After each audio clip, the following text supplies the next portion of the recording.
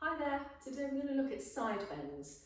So the containers of our torso, we don't bend sideways very often unless you've been doing bad John Travolta dancing, but working into the intercostal muscles of the ribs and into the oblique muscles of the abdominal wall.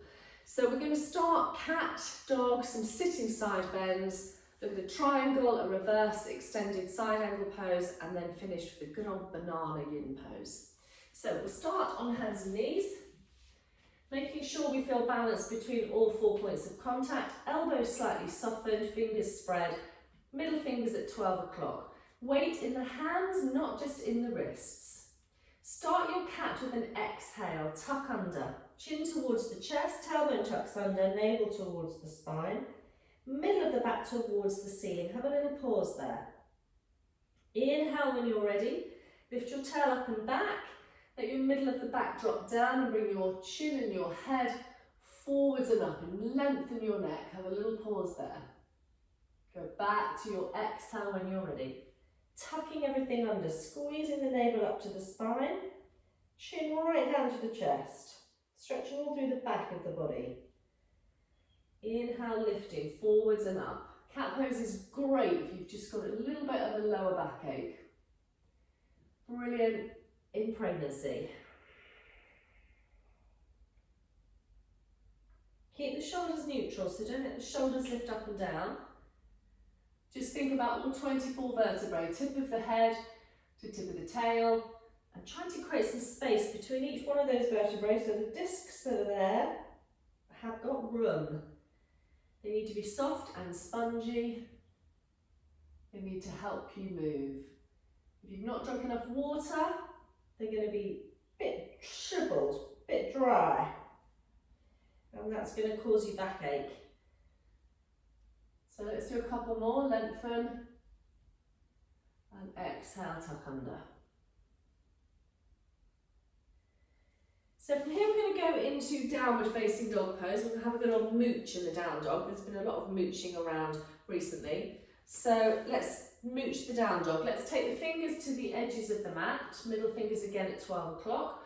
So my hands are slightly forward of my shoulders this time, and my arms really my armpits want to draw backwards towards my knees. And then as I come up, I lift from the tailbone, and then I can walk the feet out. You can get your heels to the floor, that's fantastic, but not if it means your back is arched like that. Okay, so really focus particularly on lengthening your spine. Soften your neck. Move your head maybe side to side, lift it up and down. Your feet want to be about hip distance apart, and you can mooch and walk your dog on the spot. So you bend one knee to press the opposite heel down and then swap them over. Making sure the weight's evenly in your hands. Again, don't dump it into your wrists. Really feel that sense of openness through the shoulders. Lovely length for your spine. Think about all that beautiful blood going downwards towards your head, neck and shoulders, the lymph flowing down into the lymph glands in the upper body. And maybe a little movement sideways, the heels go one way and then they go the other way, so I can feel that through the side waist. And then slowly and gently back onto my knees. Don't lift your head straight away. Again, if you've got blood pressure issues, come up slowly. Sort the hair out. So for our sitting side bends, I'm happy for you to sit cross-legged, but if you're able to kneel, you're just going to get a little stretch through the fronts of the knees and the fronts of the feet. So I'm going to take one hand to the floor, don't mind which way, other arm up in the air.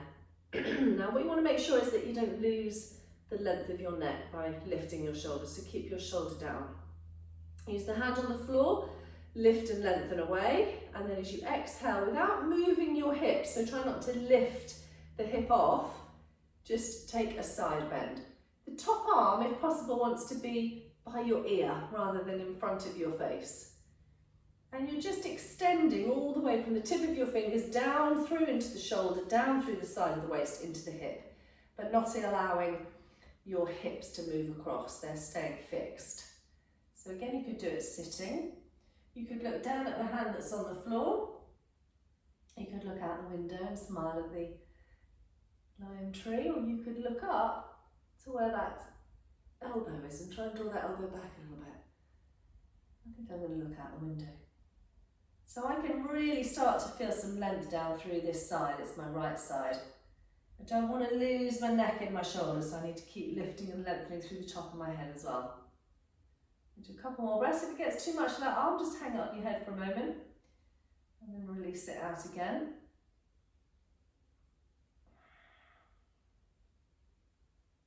Okay, and slowly, gently come up. So if you're kneeling, you might just need to stretch the legs out a minute and then come back down again. If you're sitting cross-legged, cross your legs the other way. Excuse me. Other hand to the floor. Try and keep the hips level. As you take that arm up, try not let the shoulder lift up as well. So you lengthen on the inhale, and as you exhale, you slide across.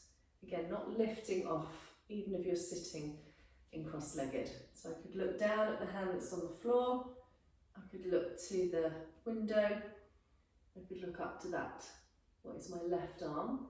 And I also don't want to collapse on this right side, so I'm kind of using my right hand, the one that's on the floor, to keep tall as well. So I don't want to just sink into that right hand side. Again, I need to breathe. As I inhale, I'm getting that little bit more length down through the left side. As I exhale, I might go a little bit deeper across, but keeping my left sitting bone to the floor, to the heel. Rolling that left arm back a little bit more. Couple more breaths here. If it's too much, I can drop my arm. Remember, yoga is effortless effort. Okay, I'm slowly going to release that and come back up. Shoulders back and down. And tuck my toes underneath me. Bring myself up into standing. So I'm going to do a standing side bend. So the feet are going to be parallel. Just about mat width apart, really. Yeah. With the edges of the feet straight with the edges of the mat. So I'm going to go back into the side bend. So I'm going to take the first arm up, relax the shoulder. This time I'm going to move the hips slightly across to the side, but I don't want to change the legs. I just want to lean across. What I'm trying to avoid is this. Yeah, leaning forward or leaning backwards, and also kind of bending one knee. So I want a little bit of softness behind the knees, but I'm just reaching with this right hand. No weight on the left hand at all. And then I'm just going to circle that arm a couple of times, once in each direction.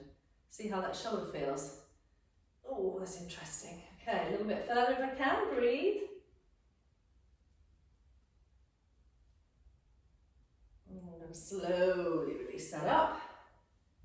It's quite challenging to do that and talk. Going to go the other way, again stabilising through the feet. Take the left arm up, relax the shoulder. Lengthen, lengthen. Move the hips a little bit to the left, but don't bend the knees.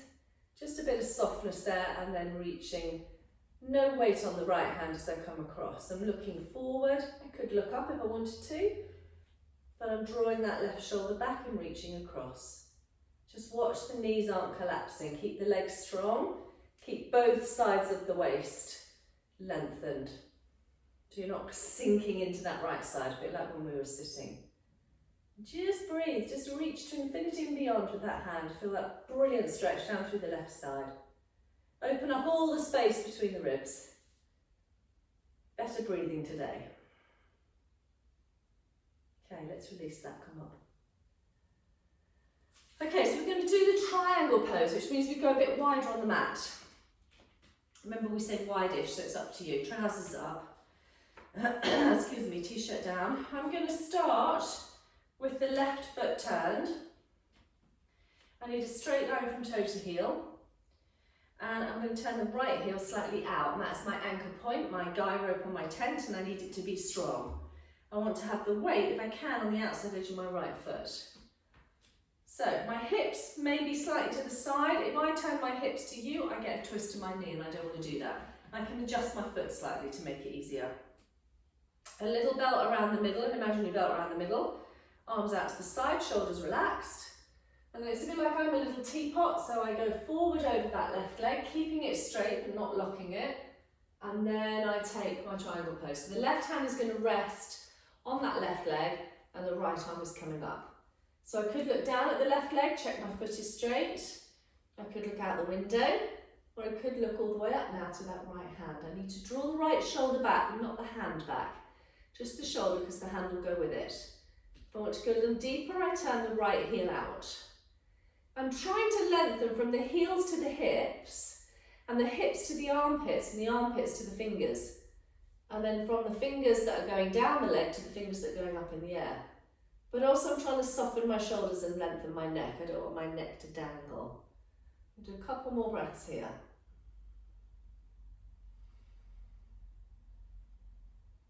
Okay, I'm going to slowly float up. Relax the shoulders, adjust the feet. So I'm going to go the other way. My right foot's going to turn to the short edge of my mat this time. My left heel's going to go out.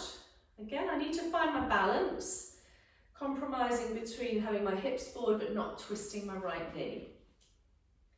So I'm about 3/4 of the way. Little belt around the middle so I'm not kind of sagging in the middle. I want to lift up, draw in. I want to extend to the tips of my fingers, soften my shoulders, lengthen my neck.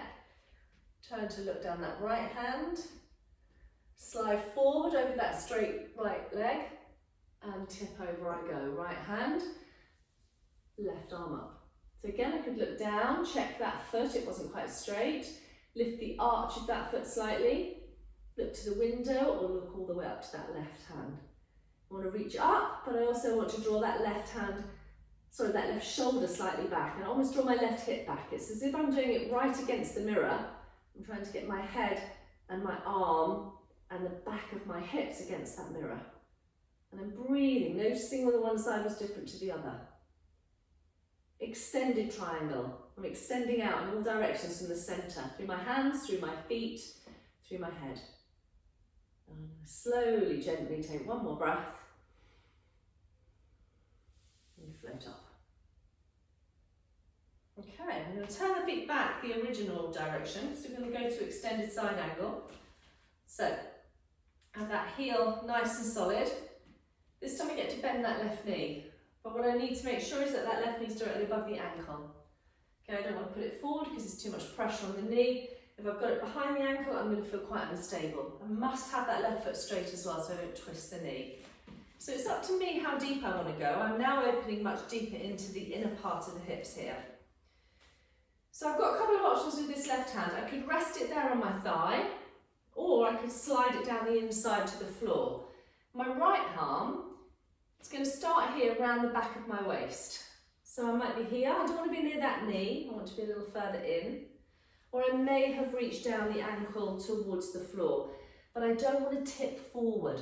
So I'm using that left arm against the inside of my knee and now I'm rolling my right shoulder back and lifting. And then if I'm able to this time, that right arm's coming up, but it's going further, it's going over and beside my head. And again, I could look down, I could look to the window, or I could try and look up towards that elbow. But I've got to really work this right shoulder back. So if I need to modify it, I'm coming up a lot higher up to here, okay, which is not so intense on that hip. So wherever you are, you're going to take 3 to 5 breaths here.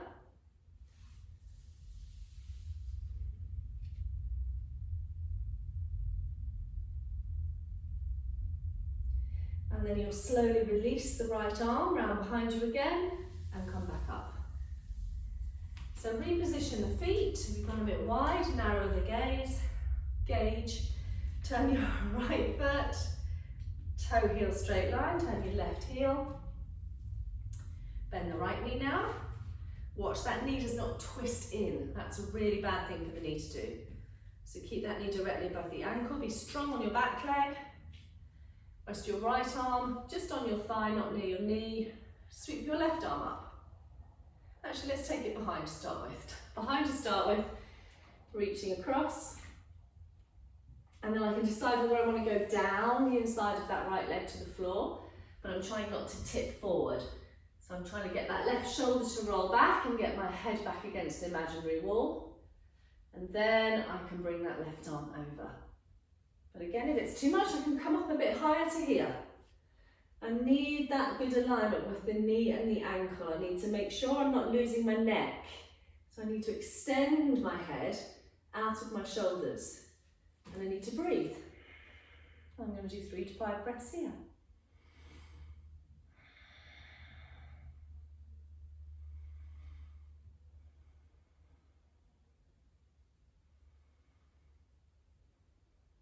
Then draw that left arm round behind and slowly bring myself back up. Okay, I'm going to heel toe my feet back together. And we're going to come to lying to finish. So we've done a couple of nice dynamic poses. We're going to do a lovely yin pose now. So if you have a bolster, it would be great. If you have a cushion, it would be great. But if you don't, doesn't matter. Doesn't matter at all. You're just adding a bit of an inversion, having your feet higher than your head. Maybe a blanket or a cushion behind your head. I think I'm going to go for a blanket. And basically you're going to make the shape of a banana, okay? So it's up to you how curvy your banana is. So if you start on your back, so you can get your feet on the bolster, my ankles on the bolster really. So I'm going to go for the left side first this time. I'm going to take hold of the left wrist with the right thumb and first finger. I'm going to bring the arms up above me. I'm going to move that cushion out of the way. So the curve of my banana goes to the right. So I'm sliding my head and my arms across to the right. Okay, I'm going to move my blanket. And then I'm going to move my feet across to the right edge of the bolster. I'm going to try and cross my left ankle over my right ankle. So my left elbow is slightly higher than my right one, and my left hip is slightly higher than my right one. So I have got sandbags here, but to try and administer a sandbag to yourself in this pose is quite challenging. But I want you to imagine that there's a sandbag on your left hip, so it's trying to drop down to the floor, and that there's also a sandbag on your left elbow, upper arm, and that's trying to drop your left arm to the floor. And I need you to close your eyes. I need you to visualise the shape that you're making, the banana shape, and notice that you are opening up all the way through the left side of the body. However, you might feel it in the right side as well. Which position would you like your head to be in? Looking to the left, looking to the ceiling, or looking to the right? I don't mind. But for this first moment, just find yourself in the position that is effort and effortless combined. And allow yourself to breathe. So the weight of the body will sink into the floor eventually. But the left shoulder may feel a little tighter, the left side of the hip may feel a little tighter. Your job now is just to let go and just to release. Let the body breathe itself. Let gravity work its magic.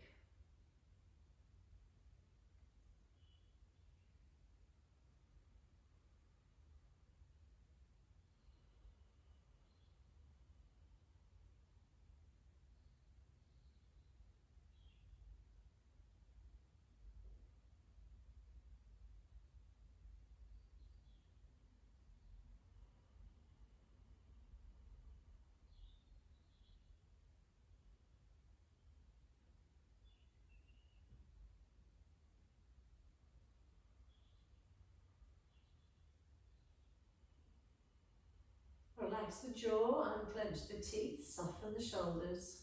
Breathe.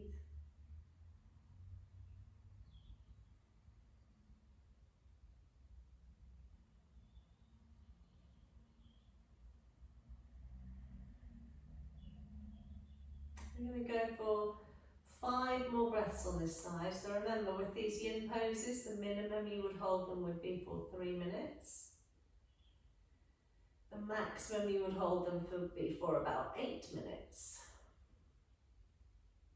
So we want another few breaths to do here. Notice where it's moved to, where it's moved from. What else can you soften? What else can you find a sense of release?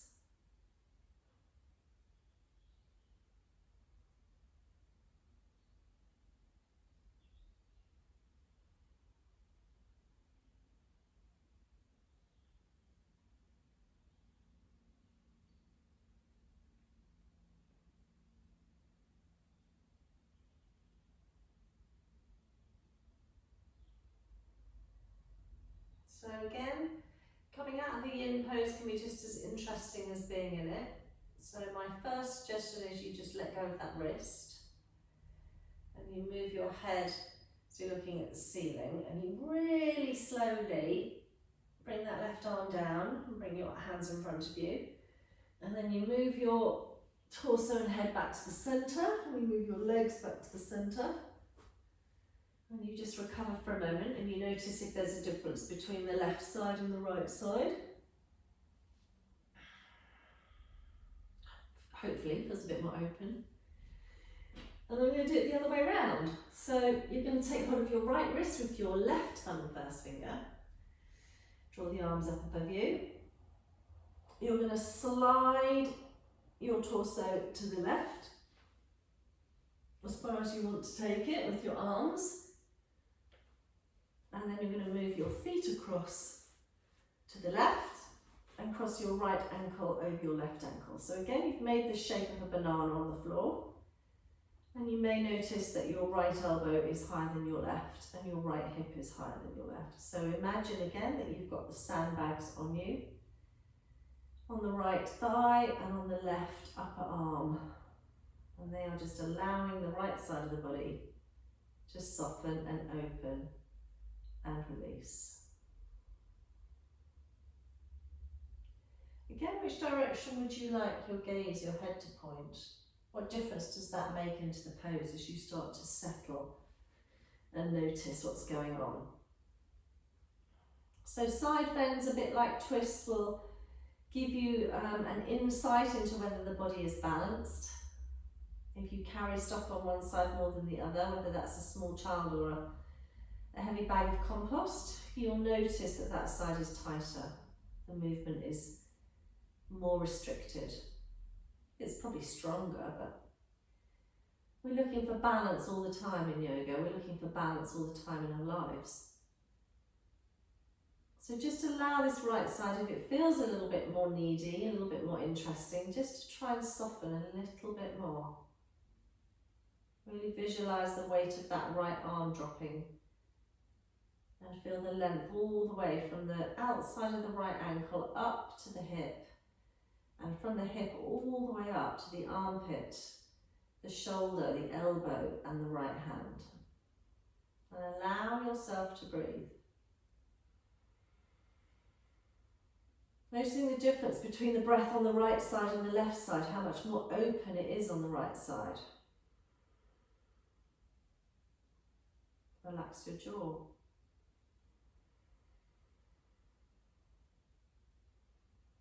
So again, the theory is if you are tighter, significantly tighter on one side, you'd be better off staying longer on this side. It's the same as what happens when we do a balance and you find it easier to balance on one leg than the other. We'll practice the side that's not as easy. So we bring the body back into a state of balance, into a state of ease, rather than a state of dis-ease. Might get tingling in the fingers. Again, don't be frightened to make any little adjustments that you think would be useful. It needs to be effortless effort. Let's go for 5 more breaths here.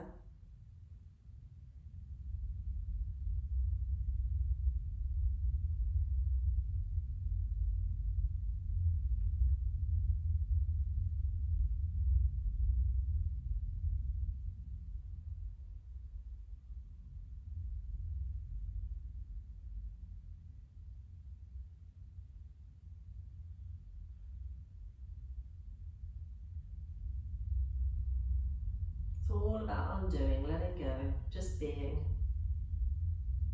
Take the mind around the body, listen to what it's saying. So after your 5 breaths, you have to be really careful. Maybe turn your head first, gently bring that right arm down, and the left one. Move yourself back to the centre. Move your legs back to the centre. Bend your knees, bring your feet to the floor. Hug your knees into your chest and just have a little flollop from one side across to the other.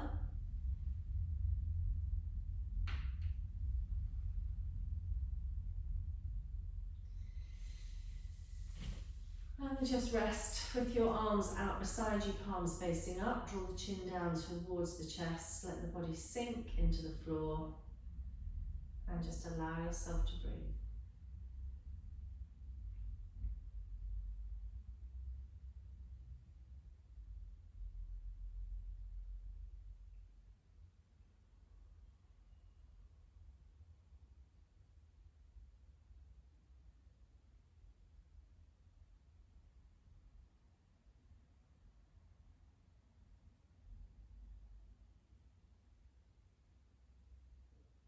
After your next exhale, just draw the knees up once more.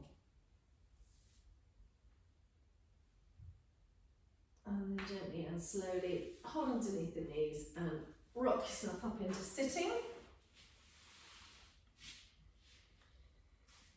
And here endeth our side bend session. Thank you everybody, and hopefully see you soon.